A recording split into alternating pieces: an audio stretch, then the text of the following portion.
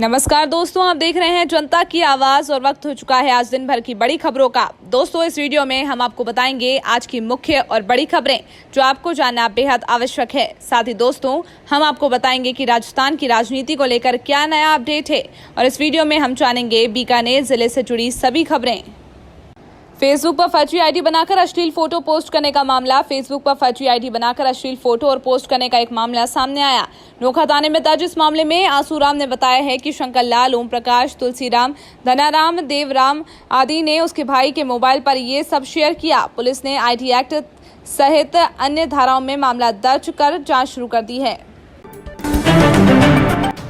Rajasthan education board ने science और commerce stream के बाद अब 12वीं क्लास की आर्ट्स स्ट्रीम का रिजल्ट आज जारी कर दिया। इसके साथ ही इस एग्जाम में बैठने वाले 6 लाख से ज्यादा छात्र छात्राओं का इंतजार भी खत्म हो गया। इस साल 12वीं में कुल पास प्रतिशत 90.70% रहा। इस बार जहां 93.10% लड़कियां पास हुई, वहीं लड़कों में 88.45% रिजल्ट रहा। राजस्थान बोर्ड इस साल कोरोना वायरस की वजह से रिजल्ट जारी करने में देर हुई है। पायलट गुट की याचिका पर राजस्थान हाईकोर्ट में लगातार दूसरे दिन चल रही सुनवाई पूरी हो चुकी है। कोर्ट अब 24 जुलाई को फैसला सुनाएगा। राजस्थान की राजनीतिक खींचतान कैबिनेट की बैठकों और पार्टी कार्यालय से निकलकर हाईकोर्ट की दहलीज तक पहुंच चुकी है। पायलट गुट की याचिका पर राजस्थान हाईकोर्ट में 2 दिन से चल रही सुनवाई आज पूरी हो गई।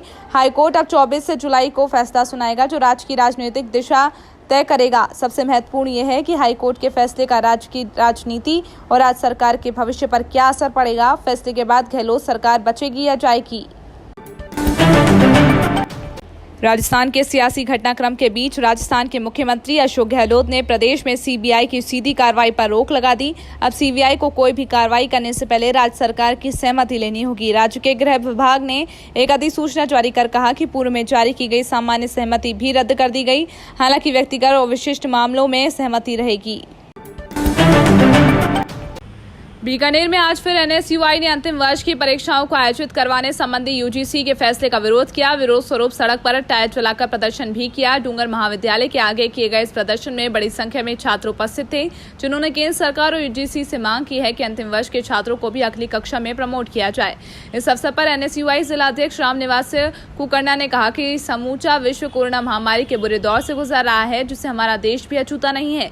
पूरे देश में प्रतिदिन हजारों की संख्या में संक्रमण के नए मामले सामने आ रहे हैं। ऐसे दौर में यूजीसी द्वारा अंतिम वर्ष की परीक्षाओं के आयोजन का बार-बार वक्तव्य आना इस बात को स्पष्ट करता है कि देश की सरकार विद्यार्थियों के साथ भेदभाव की राजनीति कर रही है और उन्हें देश के विद्यार्थियों के जीवन और भविष्य की बिल्कुल चिंता नहीं है।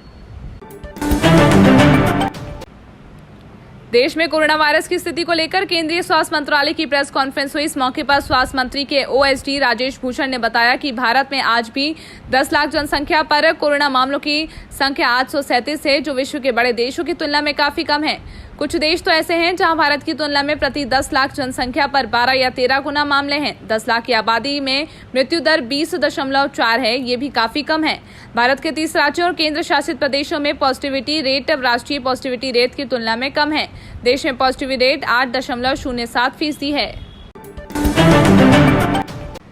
राजस्थान के सियासी संकट के बीच परिवहन मंत्री प्रताप सिंह खाचरियावास ने आज मीडिया से बात करते हुए कहा कि सचिन पायलट को सामने आकर जो भी बात है वह स्पष्ट करनी चाहिए। उन्होंने कहा कि भाजपा के लोग पैसे के दम पर सरकार गिराने की कोशिश कर रहे हैं।